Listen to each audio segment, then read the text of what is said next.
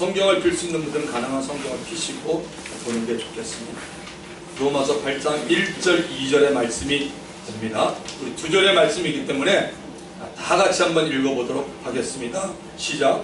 그러므로 이제 그리스도 예수 안에 있는 자에게는 결코 정죄함이 없나니 이는 그리스도 예수 안에 있는 생명의 성령의 법이 죄와 사망의 법에서 너를 해방하였습니다. 아멘. 말씀의 제목은 결코 정죄함이 없나니 라고 적었습니다. 주 안에서 사랑하는 성도 여러분, 오늘도 여전히 예수님은 우리 한 사람 한 사람을 사랑하고 계십니다. 이 사실을 여러분은 믿고 계십니까? 히브리서 13장 8절에 보면 예수님은 어제나 오늘이나 영원토록 동일하시다라고 말씀하고 있습니다. 예수님이 죄인을 구원하는 유일한 길이고 진리며 생명이라는 사실은 영원히 변하지 않습니다. 예수님이 우리를 사랑하는 사랑은 변함이 없이 영원합니다. 요한복음 13장 1절에 이렇게 말합니다. 유월절 전에 예수께서 자기가 세상을 떠나 아버지께로 돌아가실 때가 이른 줄 아시고 세상에 있는 자기 사람들을 사랑하시되 끝까지 사랑하시니라. 끝까지 사랑했다는 증거는 베드로를 보면 알 수가 있습니다. 베드로는 예수님이 붙잡히던 밤에 예수님을 모른다고 저주까지 하고 맹세까지 했던 사람입니다. 그러나 예수님은 베드로의 연약함을 아셨습니다. 그를 이해하고 용서합니다. 예수님이 부활하신 후에 베드로를 만나서 함께 식사를 합니다. 그리고 여전히 베드로를 사랑한다는 것을 확인을 시켜주고 난 다음에 베드로에게 이런 말하죠. 베드로야, 내 양을 치고 내 양을 먹이라고 얘기합니다. 사명을 주었습니다. 여러분, 예수 그리스도의 능력은 오늘도 변함이 없습니다. 병든 자를 고치고 귀신을 쫓는 능력은 여전히 동일합니다. 예수 그리스도의 능력은 오늘도 사람들을 하나님의 사람으로 변화시키고 있습니다.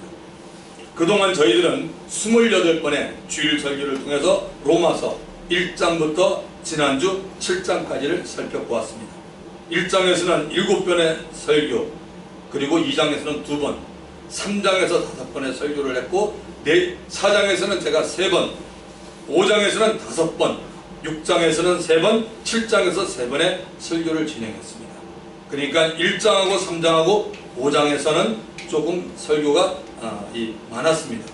자, 오늘부터 우리는 로마서 가운데 황금장이라 불려지는 로마서 8장을 시작하게 되었습니다. 로마서 8장을 여러분들은 2017년 1월부터 지금까지 금년에서 8장만을 몇 번 읽어보셨습니까? 2~3번 정도는 저는 여러분들이 읽어보았다고 생각합니다.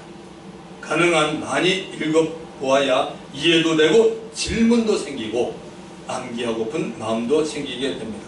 제가 희망하기는 로마서 8장을 설교하는 동안 우리 모두 다 8장 전체를 암기하는 은혜가 있기를 바랍니다.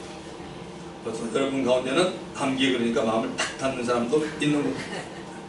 자, 청년, 장년 모두들 다 암기해 보시기 바랍니다. 서로들 앞에서 그리고 제 앞에서도 암기라는 분위기가 되었으면 합니다.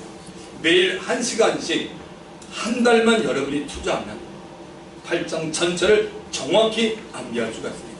1시간씩 한 달만 투자해 보십시오.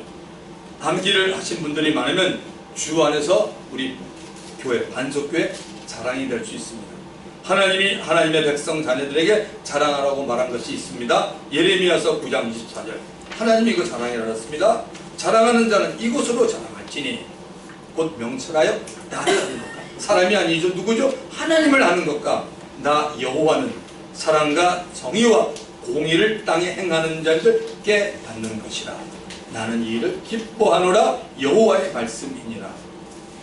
암기가 된 성도는 어디에서나 자신이 암기한 하나님의 말씀을 꺼내어서 천천히 되씹을 수 있습니다. 그러는 동안에 말씀이신 그리스도를 더 알아가게 되고 하나님의 말씀이 갖고 있는 살아있는 하나님의 능력을 경험하게 됩니다. 여러분, 로마서 8장이 성경 안에서 차지하는 비중이 어느 정도가 될까요? 대단하다고 봅니다. 그 이유는 로마서 8장은 성령과 그리스도의 사랑에 대해서 집중적으로 다루고 있기 때문입니다. 하나님의 은혜로 예수를 믿었어도 성령의 사람이 되지 못하고 육신의 사람으로만 머물러 있으면 생각이 늘 세상 사람들이 갖는 것과 똑같습니다. 육신의 사람은 육신의 생각을 하기 때문에 하나님이 기뻐하는 사람이 되지 못하고 오히려 하나님과 원수가 된다라고 말합니다. 우리는 로마서 7장을 통해 나를 포함한 모든 크리스찬들이 갖는 고민을 알았습니다. 선을 행하기 원하는 나에게 악이 함께 공존해 있습니다.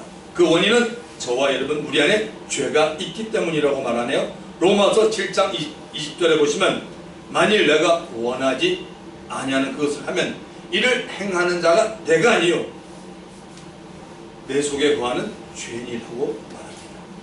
이런 상태로 하나님을 섬기는 것이 얼마나 힘이 든지 바울 즉 우리는 발견합니다. 오라 나는 곤고한 사람이로다. 사망의 몸에서 누가 나를 건져내라는 이런 고민입니다. 로마서 7장과 오늘부터 시작되는 이 8장을 거쳐가야 신앙생활을 올바르게 할 수가 있습니다. 자, 이제 본문을 천천히 가봅시다. 로마서 8장 1절. 그러므로 이제 그리스도 예수 안에 있는 자에게는 결코 정죄함이 없나니. 밑에 영어로도 적어놨습니다. 그리스도 예수 안에 있는 자에게는 결코 정죄함이 없다. 자, 그러면 여기 그러므로라는 단어가 뭔지 한번 보십시다. 그러므로가 무엇을 가리키고 있는지 알아보는 것이 좋습니다. 우리는 첫째는 로마서 1장 1절부터 7장 25절까지를 가리킨다고 보는 그런 견해를 가진 사람들이 있어요.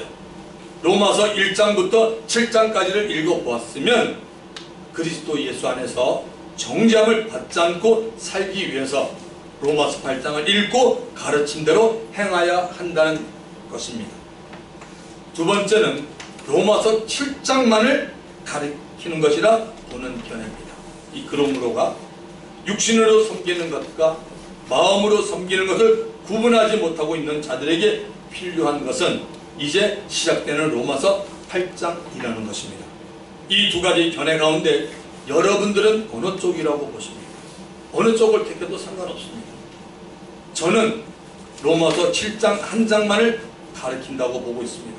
로마서 7장 24절에서 오라 나는 곤고한 사람이로다.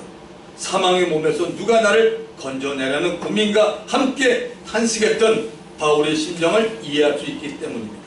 바울의 탄식은 저 자신에게는 더 큰 탄식이 됩니다. 여러분들은 어떻습니까? 계속해서 1절을 보시면 이제 그리스도 예수 안에 있는 자들에게는 결코 정죄함이 없나니. 여러분이 정죄라는 말의 뜻이 뭡니까? 우리 오늘 찬송 421장을 불렀습니다. 맨 끝절이 뭔지 아십니까? 하나님의 구원 대전이 정죄함이 없다. 그 얘기가 분명히 나왔을 겁니다. 똑같았습니다. 자, 정죄라는 말의 뜻이 무엇입니까? 우리 각 사람이 하나님 앞에 죄인은 확정을 짓는 것을 정죄라고 말합니다. 내가 죄를 지은 사람이라고 확정을 내리는 것입니다.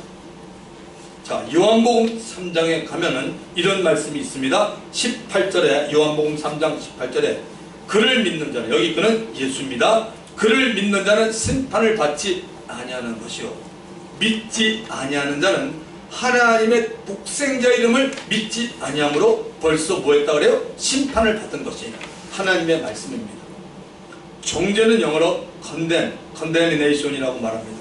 비난하다, 책망하다, 누구누구에게 형을 선고하다, 아무개를 유죄로 판결하다는 뜻을 가지고 있습니다. 하나님의 아들 예수 그리스도의 이름을 믿지 아니하는 자는 벌써 하나님 앞에 죄인임을 책망받고 영원한 멸망이라는 형을 선고받았다라는 겁니다. 영원한 멸망을 당하는 장소가 불이 활활 타는 곳인 지옥입니다. 요한복음 3장 19절을 가보면 그 정죄는 이것이니 18절의 말씀을 더 설명합니다. 그 정죄는 이것이다. 곧 빛이 세상에 왔으되 사람들이 자기 행위가 악함으로 빛보다 어둠을 더 사랑한 것이라. 이것처럼 정확히 말하는 구절이 어디 있겠습니까? 아주 정확하게 말하고 있지 않습니까? 법정에서 사용하는 용어 가운데 여러분 verdig이라는 말이 있습니다. 이 말은 배심원의 판단 결정이라는 뜻입니다. 배심원들이 볼 때 하나님의 아들 예수의 이름을 믿지 않는 자들은 그들의 행위가 악해서 빛 대신 예수보다는 어둠의 주관자며 세상 임금인 마귀를 더 사랑했다는 겁니다. 저와 여러분, 우리들은 누구를 더 사랑하고 있습니까? 인생의 빛이며 소망 대신 예수님입니까?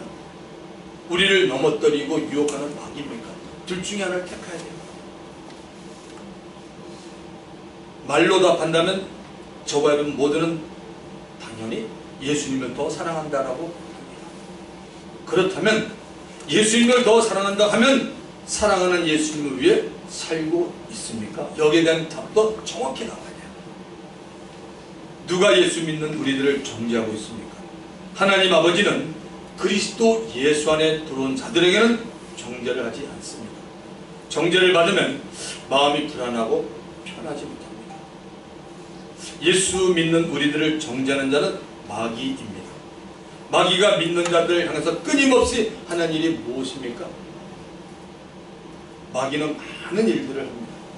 그 가운데 하나가 바로 우리 믿는 자들이 하나님 앞에 당당히 나아가는 것을 방해합니다. 우리의 자격지심, 여기 자존심 없는 사람이 어디 있겠어요? 열등의심, 자만감 다 있어 사람은. 마귀는 우리의 자격지심을 건드려서 이렇게 얘기하죠.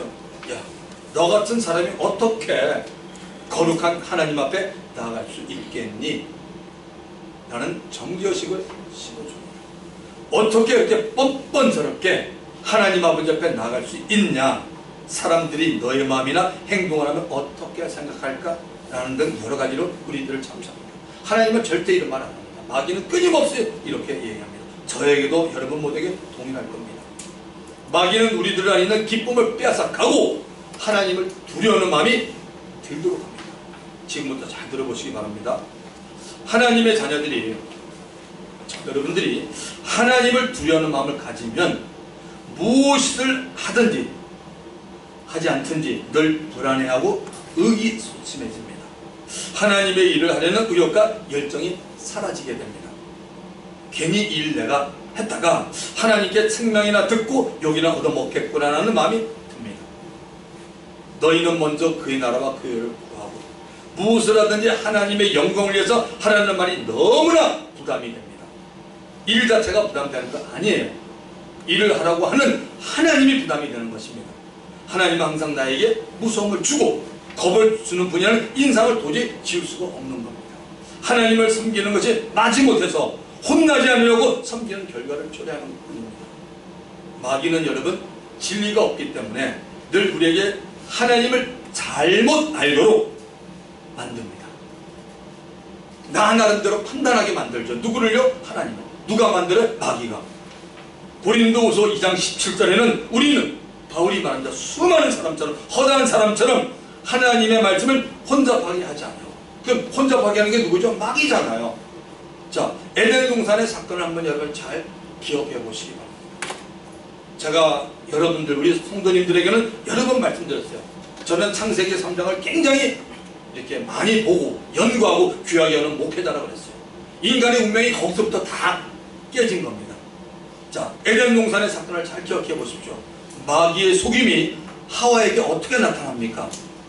바울은 이렇게 설명합니다. 고린도후서 11장 3절, 뱀이 그 간계로 하와를 미혹한 것 같이 너희 마음이 그리스도를 향하는 진실함과 깨끗함에서 떠나 부패할까 두려워합니다. 부패한다는 얘기는 알죠? 썩어서 냄새가 막 난다는 얘기입니다. 우리의 마음이. 마귀는 늘 우리의 내부 마음을 공격합니다. 여러분, 마귀는 하나님을 향한 깨끗한 마음과 순수한 마음을 뺏어갑니다. 마음만 예수님과 함께 하나님의 말씀으로 잘 지키고 있으면 마귀의 어떤 공격에도 마음이 무너지지 않습니다. 마음을 잘 지키는 것이 복이요 지혜로운 자입니다. 잠언서 4장 23절에 분명히 말하죠. 자, 잠언서 25장 28절은 이렇게 말하네요. 자기의 마음을 제어하지 아니하는 자. 이게 각 사람이에요. 여러분이 여러분의 마음을 제어하지 않으면 이렇게 돼요. 성읍이 무너지고 성벽이 없는 것과 같으니라. 보통 피해가 아니네요. 저와 여러분의 마음을 부추기면 엄청난 일이 벌어지고 있습니다. 도시가 무너지고 성벽이 없는 것 같다. 그러니까 이놈저놈 막 들어오는 거죠.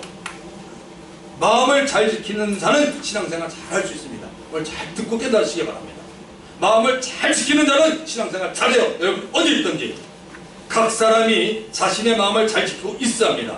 마음이 무너지면 마귀와 모든 악한 영들과 모든 자들이 춤추면서 그 마음으로 몰려들어오게 됩니다.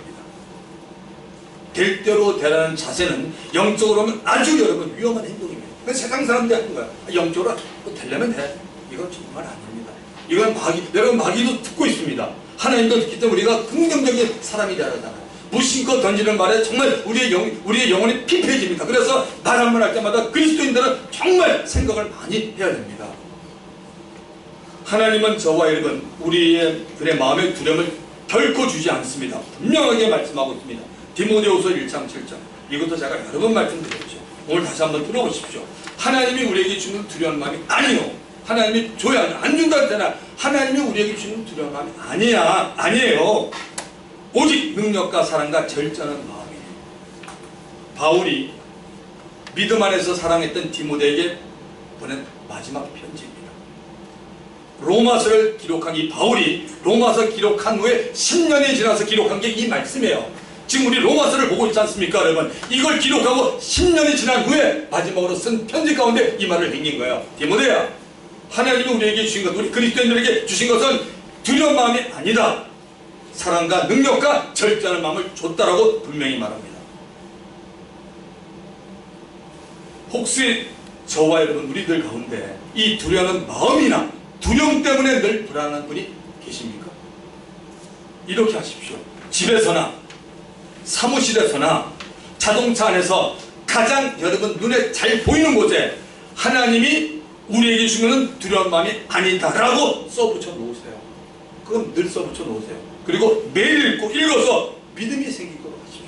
믿음은 그리스도의 말씀을 통해서 들어오기 때문에 써놓으세요. 뭐 여러분이 여러분 자신을 알잖아요. 하나님이 우리에게, 하나님이 나에게 주신 것은 두려운 마음이 아니다. 그런데 가지고 있는 건 성경적으로는 안 맞잖아요. 하나님이 우리들에게 어떤 마음을 주십니까? 능력의 마음입니다. 할 수 있다는 마음을 하나님은 우리에게 주세요. 왜냐하면 하나님은 하나님 자신이 일을 하시지만 하나님은 우리를 통해서 일하기 때문에 우리들이 의기소침하면 하나님 일을 못해요.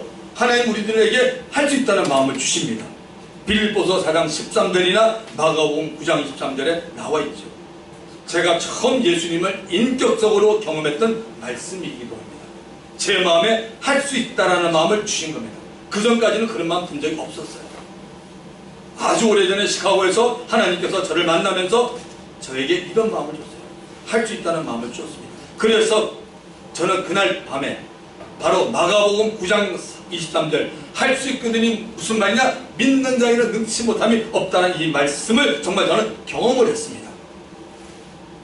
자, 하나님은 또 어떤 마음을 주십니까? 사랑의 마음을 주십니다.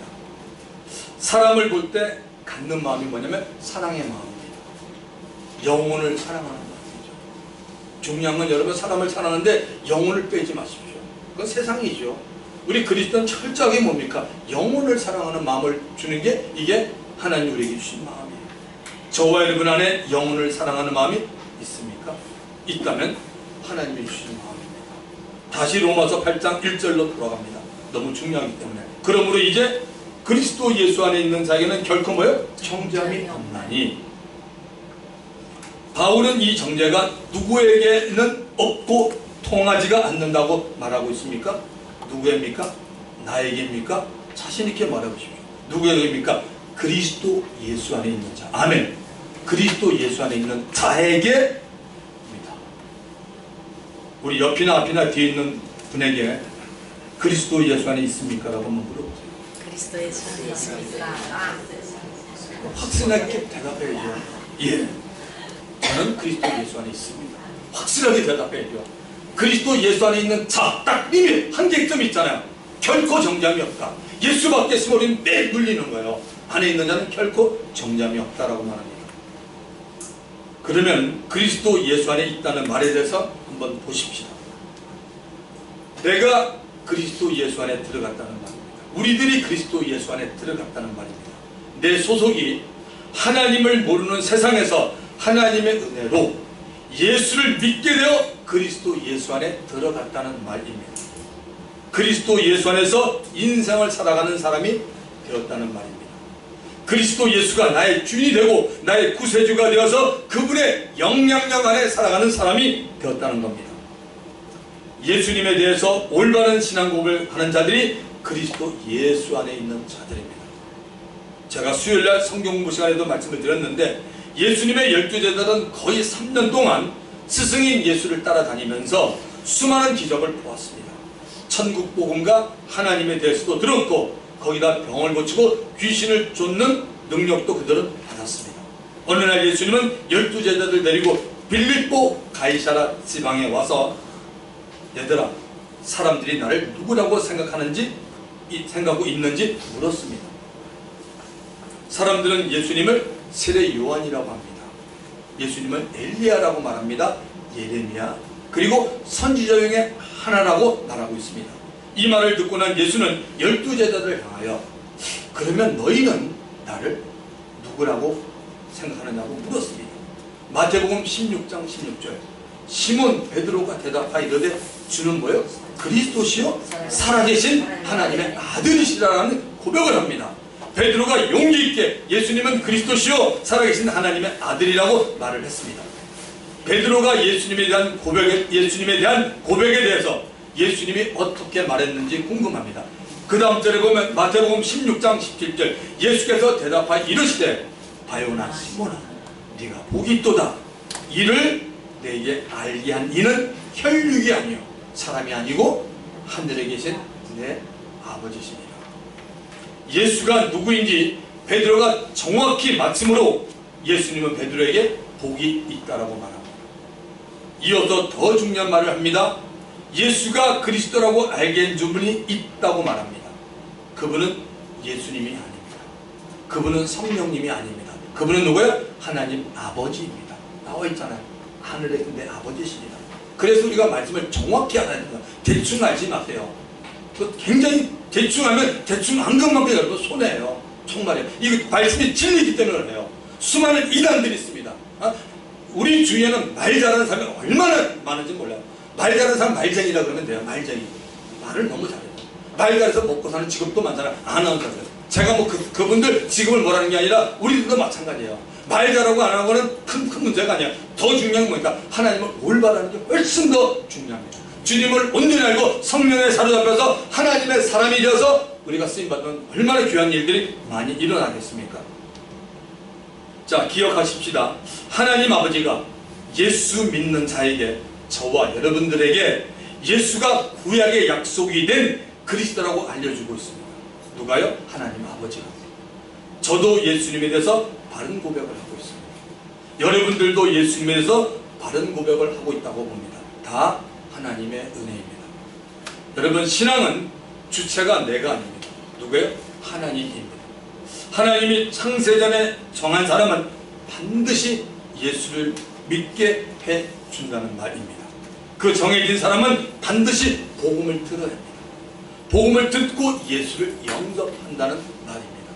종교는 사람이 만든 거짓 신들과 우상들, 사람들이 정성과 공을 들여 섬깁니다. 뭐예요? 종교. 모든 종교에 대해는 사단과 악한 영들이 있습니다. 고린도후서 11장 14절 이것은 이상한 일이 아니라 바울이 말합니다. 사단도 자기를 뭐예요? 광명의 천사로 가장하나니. 하나님의 말씀이에요. 사단이 자기를 어떻게 만들어요? 광명의 천사로 가장합니다. 우리가 이걸 어떻게 알겠어요? 몰라요. 분별력이 있자면 다 몰라요. 다 넘어가요. 사단도 자기를 광명의 천사로 가장하나니. 사단이 종교를 만든 교주들을 세상 사람들 눈에는 선하고 착하게 보이게 하는 것은 아주 쉬운 일입니다. 왜요? 사단이 자기 자신을 광명의 천사로 만들기 때문에 그렇습니다. 그래서 세상 종교들은 다 진리가 없기 때문에 사람들 눈에는 뭐 좀 그럴싸하게 보이게 만들죠. 예수님은 십자가 위에서 자신의 의로운 피를 흘려서 모든 죄인들의 죄를 다 용서하였습니다. 이 죄 용서의 효력을 경험한 자들이 다 예수 그리스도 안에 들어온 자들입니다. 예수 믿지 않는 자들은 예수의 흘린 피가 그들의 마음에 뿌려져 있지 않기에 하나님의 아들 예수 그리스도의 피의 가치와 예수님이 하나님이신 것을 모르고 있습니다. 그리스도가 마귀가 가지고 있는 죽음의 권세를 깨뜨려야만 죄 아래 갇혀 있는 죄인들이 마귀의 죽음의 권세로부터 해방이 될 수 있습니다. 그래서 예수님은 십자가 위에서 피 흘렸을 뿐만 아니라 그분의 육체도 죽으셨습니다. 예수님의 시신은 곧바로 부자 아리마대 요셉의 빈 무덤에 안치되었습니다. 이 시점에서 보면 분명 예수님도 죽었기에 인간들이 다 경험하는 육체의 죽음을 경험하고 있습니다. 죽어 장사된 예수님은 놀랍게도 성경의 약속대로 3일 만에 죽은 자 가운데 부활하여서 능력으로 하나님의 아들로 인정되었습니다. 할렐루야. 예수님의 부활로 인해 온 인류를 죽음의 공포로 몰아넣었던 마귀의 권세는 깨어졌습니다. 그래서 누구든지 예수 그리스도 안에 들어온 자는 예수님과 함께 천국에서 영원히 살 수 있게 되었습니다. 주 안에서 사랑하는 성도 여러분, 예수를 믿고 있는 것, 곧 그리스도 안에 있다는 것은 너무나 여러분 엄청난 일입니다. 오늘 여러분 예배를 마치고 집에 가면서 속으로 한번 여러분 말해보세요. 나는 그리스도 예수 안에 있는 사람이다. 나는 그리스도 예수 안에 있는 사람이다. 감격과 기쁨이 정말 넘쳐올 겁니다. 하나님 감사합니다. 제가 어떻게 그리스도 예수 안에 있게 되었습니까? 정말 상상할 수 없는 하나님의 은혜입니다. 감사합니다. 감사합니다. 영원히 감사해야 될 것입니다. 저와 여러분이 그리스도 예수 안에 있다면 누구도 우리들을 정죄할 수가 없습니다. 로마서 8장 1절 그러므로 이제 그리스도 예수 안에 있는 자에는 결코 정죄함이 없나니 로마서 8장 34절 누가 정죄하리요? 죽으실 뿐 아니라 다시 살아나시는 그리스도 예수시니 그는 하나님 우편에 계신 자요 우리를 위하여 간구하신 자라. 우리 세상 사람이 아니라 우리를 위하여 간구하신 자. 지금도 예수님은 하나님 보좌 앞에서 이 땅에 예수 믿는 자들을 위하여 기도하고 있다고 말하고 있습니다. 너무나 위대한 하나님의 말씀입니다. 예수께서 죽으시고 살아났기에 아무도 우리들을 죄인 취급 못합니다. 지금도 천국에서 예수 믿는 우리들을 위해서 중보해주고 계신 분이 그리스도 예수십니다. 자, 이제 본문 2절을 가보겠습니다. 이는 그리스도 예수 안에 있는 생명의 성령이 법이 죄와 사망의 법에서 너를 해방하였습니다. 그리스도 예수 안에 있는 생명의 성령이 법이 죄와 사망의 법에서 너를 해방하였습니다. 본문 1절 그리스도 예수 안에 있는 자에게 결코 정죄함이 없음을 더 설명하고 있습니다. 그리스도 예수 안에 있는 자들에서 왜 정죄를 못하느냐 하면 그 이유는 그리스도 예수 때문이라는 겁니다. 그리스도 예수 안에는 생명을 만들어내는 법이 있습니다. 이 법을 성령의 법이라고 말합니다. 잘 보십시오 여러분. 성령은 삼위일체 하나님 가운데 한 분입니다. 인격을 가지신 제3위의 하나님입니다. 하나님이 세 분 있다는 말이 아니고 한 분 하나님 안에 세 분의 위격을 가지신 분들이 서로가 사랑하며 연합하여 완전 하나로 계신 겁니다. 이분 가운데 한 분인 성령께서 법을 가지고 계십니다. 살리는 생명의 법을 가지고 있습니다. 생명의 위엄과 권위를 나타내는 법입니다.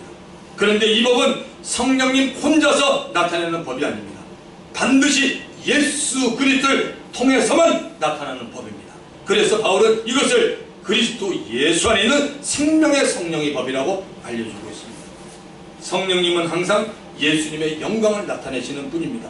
요한복음 16장 14절 그가 예수님이 성령이 돼서 말합니다. 그가 내 영광을 나타내리니 내 것을 가지고 너희에게 알리시겠습니다. 예수님의 영광을 나타내며 예수님의 것을 믿는 자들에게 알리시는 분이 계신데 그분이 바로 홀리 스피릿, 그분이 바로 성령님입니다. 그래서 성령의 역사가 있는 곳에는 예수 그리스도의 이름이 높아지게 되어 있다는 사실을 잊지 마시고 꼭 기억하는 우리 모두가 다 되기를 예수님의 이름으로 축원합니다. 네. 예수 그리스도 안에 있는 생명의 성령의 법이 어떤 여러분 일을 합니까? 죄와 사망의 법으로부터 해방을 시켜주는 역할을 합니다. 죄의 법이라는 것은 아담과 그의 모든 후손은 다 하나님 앞에 죄인입니다. 죄인은 죄를 섬기며 살게 되어 있습니다. 이 말은 죄인은 죄법 아래 살게 되어 있다라는 말입니다. 죄인이기에 사람들이 죄를 짓고 살게 됩니다. 사망의 법, 죽음의 법이란 죄를 지은 모든 인간은 다 죽음을 맞이해야 합니다. 죽음의 법 아래 있는 것입니다. 이 세상에서 육체의 죽음을 안 맞는 사람은 한 사람도 없습니다. 그뿐 아니라 예수를 믿지 않고 육체의 죽음을 맞이하면 그분은 영원한 죽음이 기다리고 있습니다. 영원한 죽음이란 육체의 죽음을 말하는 것이 아닙니다. 우리의 몸 안에 있었던 영혼이 하나님과 단절이 된 상태로 지옥에서 고통 느끼면서 죽지 못하고 영원히 사는 것입니다. 정말 끔찍한 일입니다. 이 죄의 법과 사망의 법에서 죄인을 해방시키기 위해서는 인간의 법으로는 해결을 못합니다. 인간은 사망을 다스리지 못합니다.